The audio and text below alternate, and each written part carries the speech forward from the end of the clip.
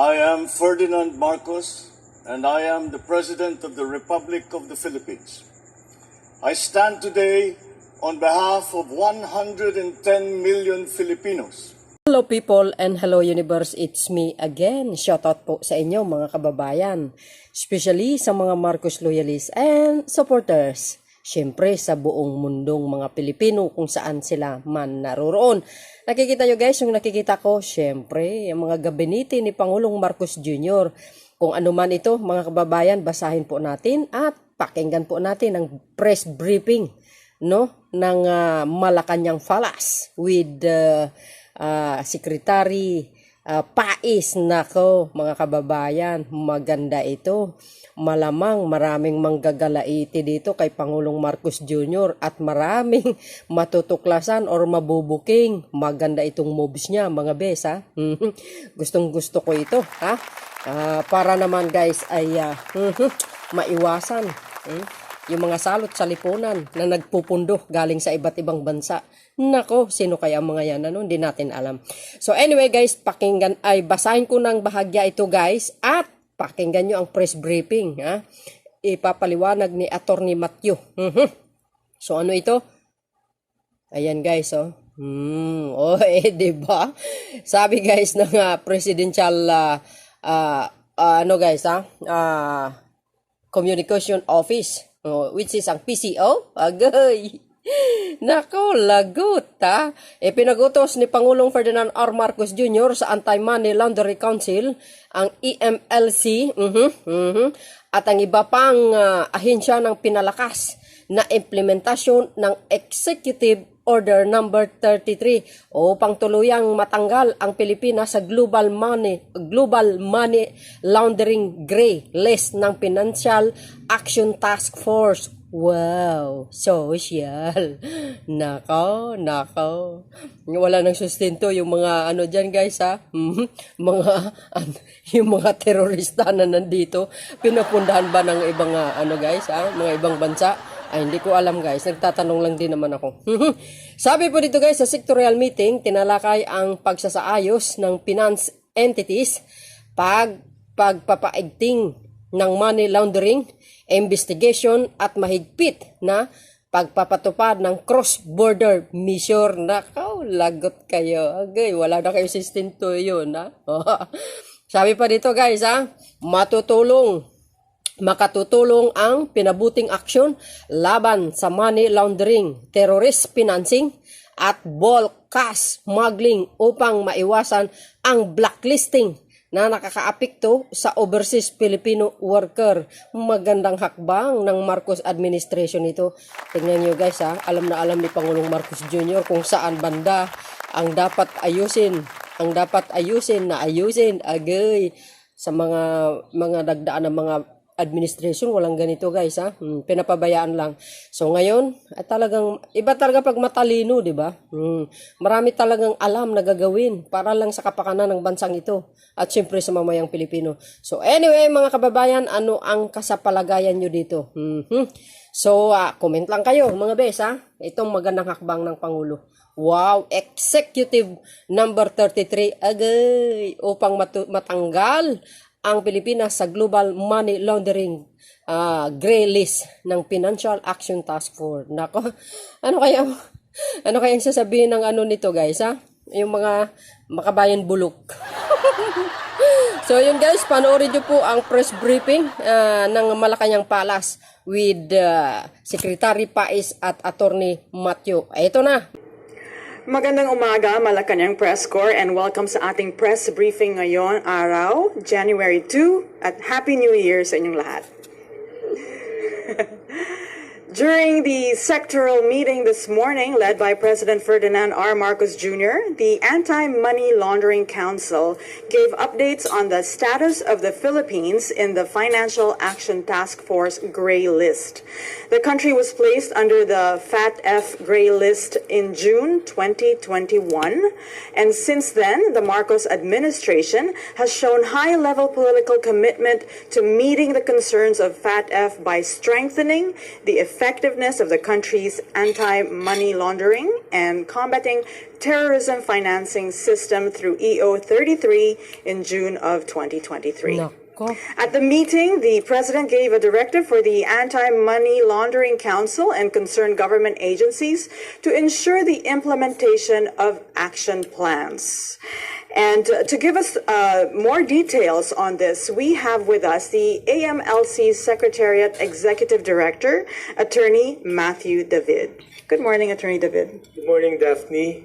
Yes, I'd like to confirm that during the sectoral meeting this morning with the President has reiterated the government's high-level political commitment and directed all government agencies concerned to swiftly address the remaining strategic deficiencies identified by the FATF in relation to the gray listing of the Philippines.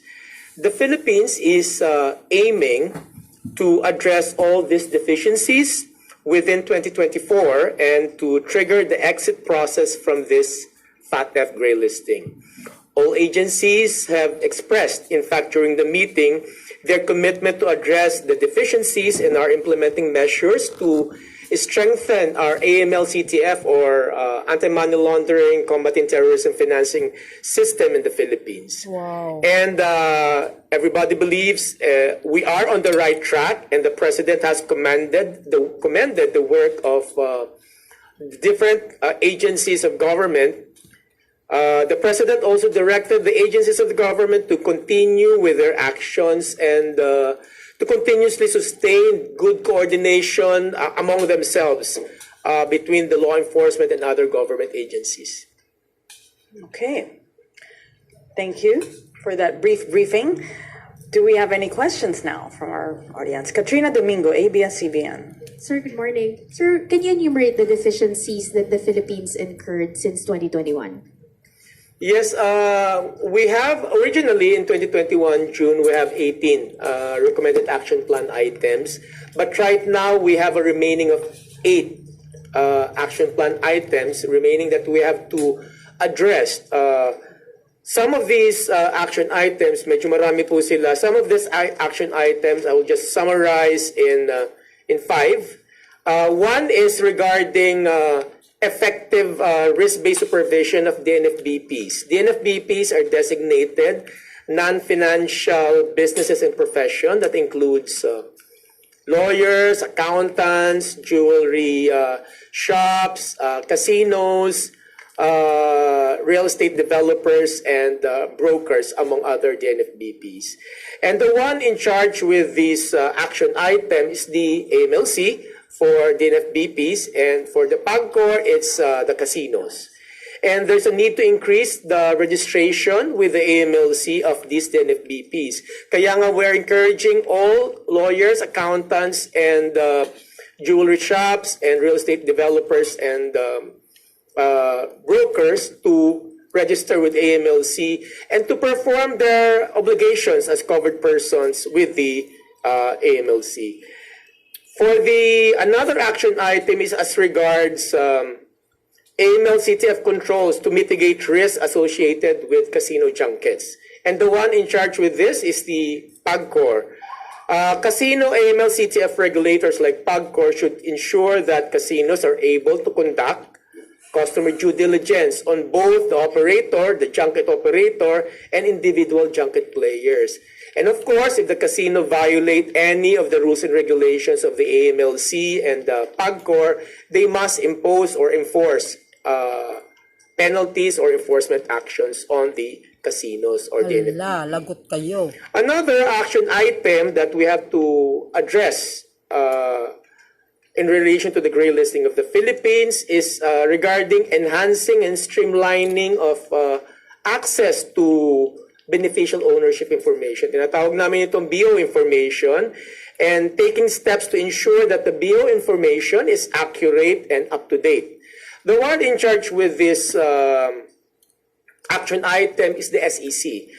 Corporations and legal persons under the SEC should increasingly submit BO information declarations with the SEC in compliance with SEC regulations. In fact, the SEC already issued regulations as regards submission of BO information.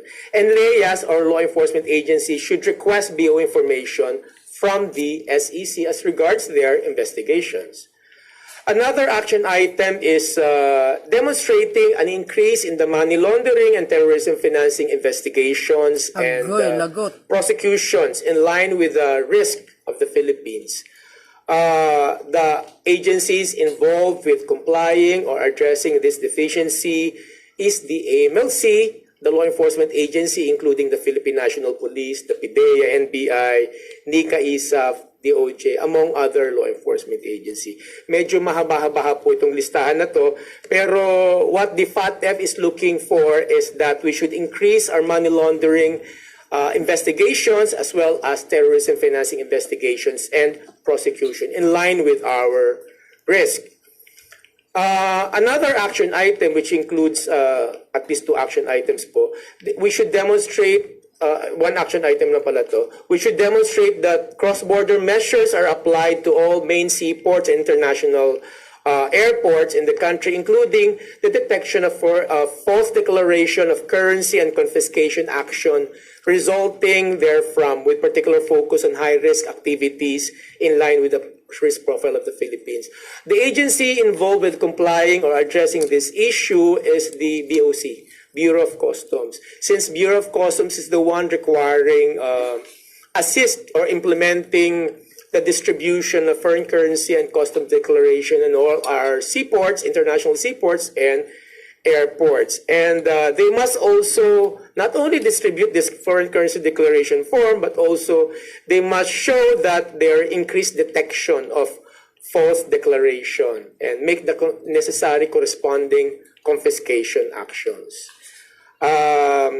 Those are the most important action items that the Philippines should address in order for us to eventually exit the FATF gray list. Just a follow-up question, sir. I understand that the deadline to comply or to resolve all these issues was last January 2023. What were the hurdles that blocked or that hindered the Philippines in complying with all these requirements, and how do you actually hurdle those blockades? Of course, the hurdles, as I mentioned, these are the 8 action items remaining that are yet to be addressed. The FATF gives us ratings for each action items, and most of these remaining eight action items are still partly addressed, and one is not yet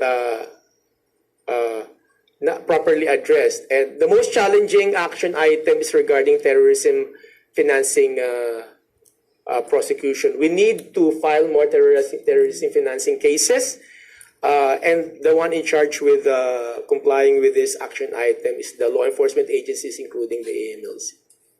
Okay.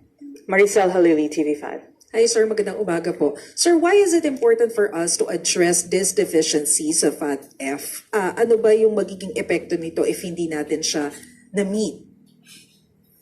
Yes, our goal is to eventually exit the gray list. There are repercussions for being in the gray list because the longer we are in the gray list, the bigger the possibility or the higher risk that we will enter the blacklist. Of course, we don't want to be in the blacklisted jurisdiction. And if we will be in the blacklisted list, there are repercussions to that. And one of the repercussions is the effect on our transactions of our OFWs. Our OFWs usually send remittances to their families here in the Philippines. If we will be blacklisted, we are not yet blacklisted, we are still graylisted right now. The FATF will impose countermeasures on the Philippines and international financial transactions of Filipinos abroad. That is, for example, as the remittances of the OFWs, there will be increase in cost, more requirements, stringent requirements, or sometimes de-risking, or sometimes the transactions may be denied or disapproved. We don't want that to happen, so all government agencies are aiming to address those deficiencies, 8 remaining action item plans, and eventually exit the gray list this year, 2024. Okay. Eden Santos, Net 25. Hello po, Attorney. Good morning. Doon po sa funding terrorism, meron po ba tayong mga information, mga intel report na may mga pumapasok po sa Pilipinas na mga pondo from other countries na po, para po ponduhan yung terror act dito? Meron ba? For intelligence information, confidential pa ho yun, but we have already filed cases for terrorism financing which are now pending in court. We cannot disclose the details of those cases, but there are typologies. Perhaps in general, based on those investigations, we have been receiving reports, and based on the investigation reports of our investigators, that some funds are coming from abroad, from different countries, and then they are being used for terrorism financing here in the Philippines. Ano pong grupo yung pinopondohan dito sa Pilipinas? These are now pending in court. I'm not at liberty to disclose the details yet because sub judice pa ho itong mga to. But there are organizations, NGOs, and designated terrorist organizations that are receiving these funds from abroad. Yan. Good move, So, ibig Mr. sabihin po President. talagang may mga terrorist dito sa Pilipinas. Regarding terrorists po, they are declared or designated terrorist individuals or organizations by the ATC. Sila po ang nagde-designate po ng mga terorista, whether individuals yan or organization. And the ATC has a list in their website of these terrorist individuals and organizations po. Mga ilan po yun? Ilang kaso at ilang grupo yung involved doon? And then, kailan po nag-start yung investigation, yung filing ng cases? Kasi kung nalagay tayo sa gray list po ng FATF, ibig sabihin medyo mabagal yung ating ginagawang investigation. Eden, the terrorism issues would be addressed not by AMLC. Also, maybe you could give us a brief background on why we were placed in the gray list in 2021. Yes. We were placed in the gray list in June 2021 by the FATF. Before that 2021, we have a mutual evaluation. A mutual evaluation was conducted in the Philippines regarding our AML CTF system, as mentioned by Daphne a while ago. This is anti-money laundering, counter-terrorism of financing system in the Philippines. There is a technical compliance and there is an effectiveness compliance. The technical compliance po this is as regards the laws and regulations that we need to pass or implement in the Philippines. Pasado na po tayo sa technical compliance.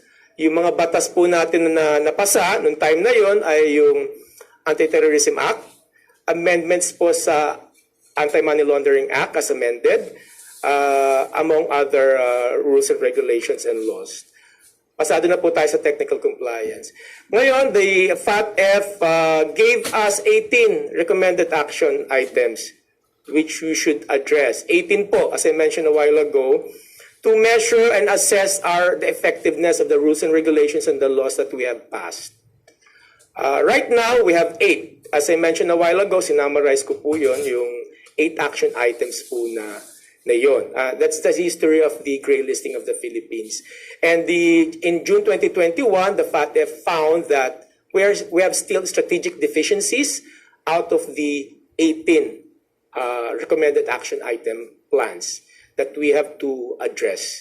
Ngayon po, we have complied 10 out of the 18. Katulad ng sabi ko, may 8 na lang po tayong kailangan i-address. Okay. Any questions? Jean Mangaluz, Inquirer.net. Hi sir, so sa MC37 nakalagay kailangan makalabas tayo by ma-address yung 8 action points by January 2024 and now it's for the entirety of 2024 so it keeps moving. Ano po yung deadliest deadline na binigay ng FATF for us to exit bago tayo ma-blacklist? Yes, the deadline given by FATF was January 2023. It was last year already, and it was not extended. However, since we already did not meet the deadline of January 2023, we're still in the gray list. And our aim, the aim of the government, is to exit the gray list this January 2024. That was a self-imposed deadline. But we are still hopeful that we will exit the gray list this year, 2024. Pero do we know if there's a time frame before we enter the blacklist? There is no time frame because the FATF doesn't give a time frame whether we will exit the gray list or whether we will enter the blacklist. The FATF doesn't do that. Rest assured that all government agencies in charge with addressing all strategic deficiencies, 8 remaining strategic deficiencies, are doing everything they can to complete the action items and for us, the Philippines, to eventually exit the gray list. Okay. Ivan Mayrina, GMA 7.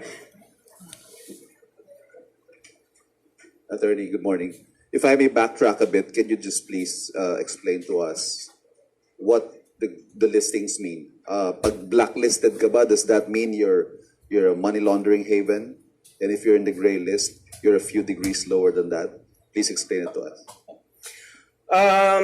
When you are in the blacklist, it just means that the FATF thinks that you have several strategic deficiencies that you haven't addressed yet regarding your AML or anti-money laundering and counter-terrorism of financing system. That's why they've given us recommended actions. If we don't complete or address the strategic deficiencies, we will eventually enter the blacklist. And perhaps you already know kung sino-sino yung mga nasa blacklist. It's already public, yung Iran, yung North Korea, and also recently Myanmar. Yan po ang nasa blacklist. And if you are in the blacklist, as I mentioned a while ago, yung countermeasures will already kick in, and this is being imposed by the FATF. The jurisdictions within the FATF will be expected to conduct enhanced due diligence over the financial transactions of our nationals and those linked with the Philippines if we enter the blacklist. And one of the repercussions is that, as I mentioned a while ago, yung OFW natin, maapektuhan mga transaction nila. It's either higher cost, more requirements, documentary requirements, and sometimes de-risking or their transactions will be disapproved. Yan po ang repercussions ng blacklisting. We're not yet on that list. We're still on the gray list. But being in the gray list, does that affect our status as an investment destination or maybe our credit rating? Yes, it's basically there's already a reputational risk on the Philippines, particularly on the economy. It may affect our credit rating. As you very well know, ang World Bank and even the IMF is looking into also the status of the Philippines regarding the gray list.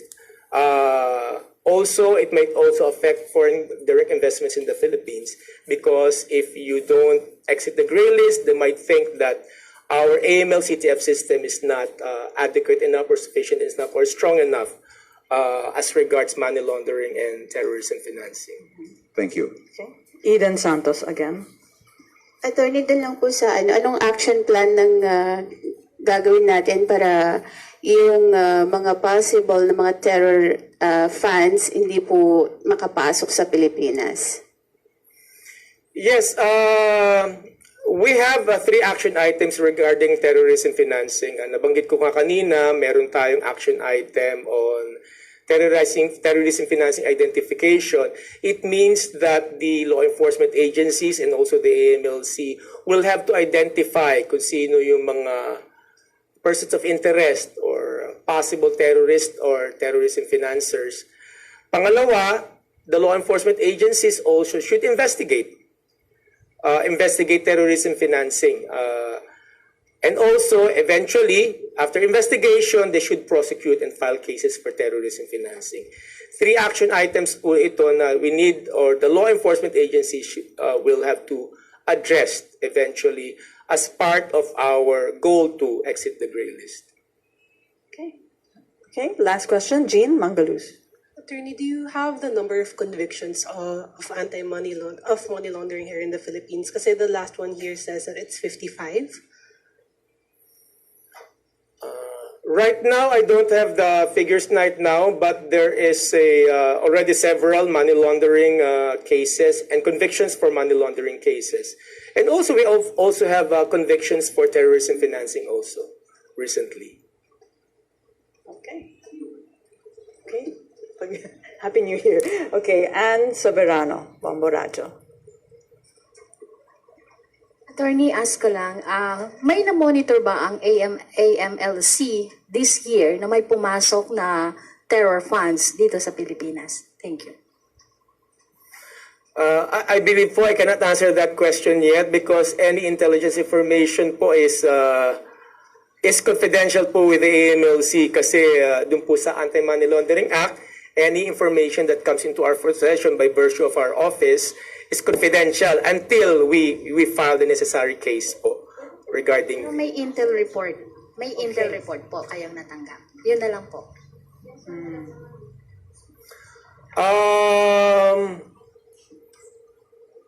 Right now wala po ako natatandaan na na-receive namin report na may terrorism financing funds na pumapasok sa Pilipinas. Okay. I think we can end our press briefing here. Thank you so much, Attorney David, and thank you, Malacanang Press Corps, and Happy New Year again. Mga kababayan, narinig nyo? Yung anti-money laundering. Agay, pakta yung mga makabayan bulok dyan. Nako, ito maganda itong ginawa ni Pangulong Marcos Jr. So yun mga kababayan pahigpit ng pahigpit. Kaya nga dami guys na bumabati ko sa Pangulo Maraming ayaw sa mga magagandang programa ni Pangulong Marcos Jr. But anyway guys, salamat sa inyong watching and don't forget to hit the button bell para laging update. Bye and babu. See you.